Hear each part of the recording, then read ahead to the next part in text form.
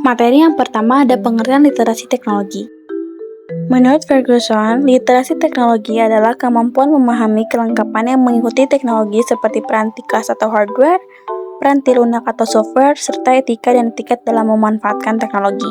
Menurut Maryland, Technology Education State Curriculum, literasi teknologi adalah kemampuan untuk menggunakan, memahami, mengatur, dan menilai suatu inovasi yang melibatkan proses dan ilmu pengetahuan untuk memecahkan masalah dan untuk memperluas kemampuan seorang.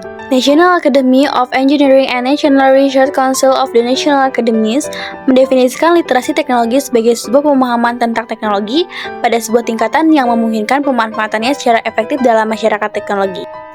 Materi yang kedua ada pentingnya literasi teknologi. Pada masa sekarang ini, literasi digital sangat diperlukan untuk dapat berpartisipasi pada dunia yang modern. Hasil riset yang dipublikasikan oleh Michelle Kapoor menunjukkan bahwa keahlian dalam mengakses media digital telah dimiliki generasi muda. Tetapi, kemampuan tersebut belum bisa selaras dengan kemampuan dalam mencari informasi untuk kepentingan pengembangan diri.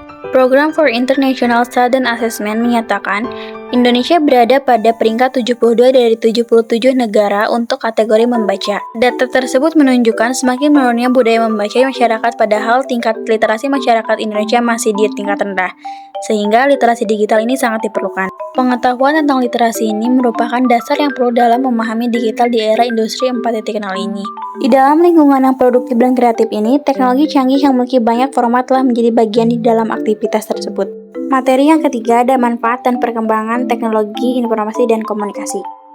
Manfaat perkembangan teknologi informasi dan komunikasi atau TIK mencakup berbagai aspek kehidupan. Pertama-tama, TIK telah merubah cara kita mengakses dan memproses informasi dengan cepat. Internet sebagai salah satu bagian utama TIK memungkinkan akses ke berbagai sumber informasi dalam hitungan detik. Hal ini memberikan kemudahan dalam pembelajaran, penelitian, dan pertukaran pengetahuan. Selain itu, perkembangan TIK juga mempermudah komunikasi global. Platform media sosial, aplikasi pesan instan, dan konferensi virtual memungkinkan interaksi tanpa batas wilayah. Ini tidak hanya menguntungkan dalam hal pekerjaan dan bisnis, tetapi juga dalam menjalin hubungan personal. Efisiensi operasional juga menjadi manfaat signifikan dari TIK.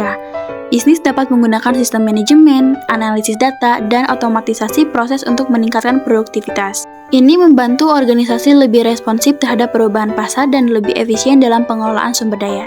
Namun, di balik manfaat tersebut terdapat sejumlah tantangan yang perlu diatasi. Salah satunya adalah keamanan data. Dengan semakin banyaknya informasi yang disimpan dan diproses secara digital, resiko kebocoran data dan serangan siber menjadi lebih tinggi. Perlindungan privasi dan keamanan menjadi kritis dalam menghadapi ancaman ini. Ketidaksetaraan akses juga menjadi tantangan serius. Meskipun TIK telah menjangkau banyak orang di berbagai belahan dunia, masih ada komunitas yang terbatas dalam aksesnya. Ketidaksetaraan ini dapat menciptakan kesenjangan dalam peluang pendidikan dan ekonomi. Selain itu, dampak sosial dan ekonomi perlu diperhatikan. Perkembangan TIK ini dapat menciptakan ketidaksetaraan ekonomi jika tidak semua orang dapat mengikuti perkembangan tersebut. Selain itu, adanya teknologi baru seringkali mengakibatkan perubahan dalam kebutuhan pekerjaan, yang dapat menimbulkan tantangan dalam hal pengangguran dan penyesuaian pekerjaan. Secara keseluruhan, perkembangan TIK membawa manfaat besar, tetapi tantangan tersebut memerlukan perhatian dan penanganan agar dampak negatifnya dapat diminimalkan. Materi yang terakhir, adanya upaya untuk menjauhkan diri dari ancaman atau kejahatan cyber. Untuk menjauhkan diri dari ancaman kejahatan cyber, dapat dilakukan beberapa upaya pengamanan digital. Berikut beberapa langkah yang bisa diambil. Yang pertama, update-lah perangkat lunak secara berkala. Nah, pastikan sistem operasi, perangkat lunak antivirus, dan aplikasi lainnya selalu diperbarui. Pembaruan ini seringkali mengatasi kelemahan keamanan yang dapat dieksploitasi oleh penjahat cyber. Yang kedua, gunakanlah kata sandi yang kuat. Pilihlah kata sandi yang kompleks, gabungan huruf, angka, dan karakter khusus. Hindari kata sandi yang mudah ditebak dan diperbarui secara berkala.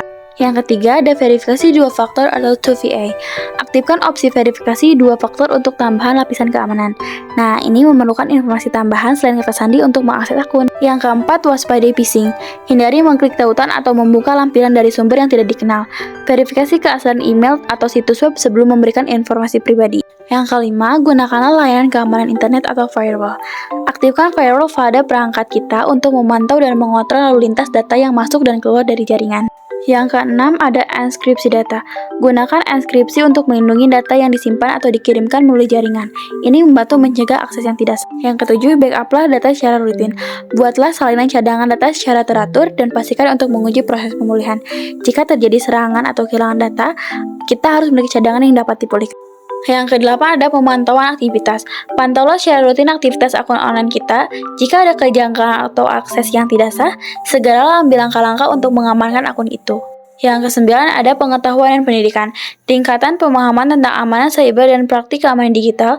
Pendidikan ini dapat membantu untuk mengenali potensi resiko dan menghindari jebakan keamanan. Dan yang terakhir, ke-10, ada jaringan virtual pribadi atau VPN.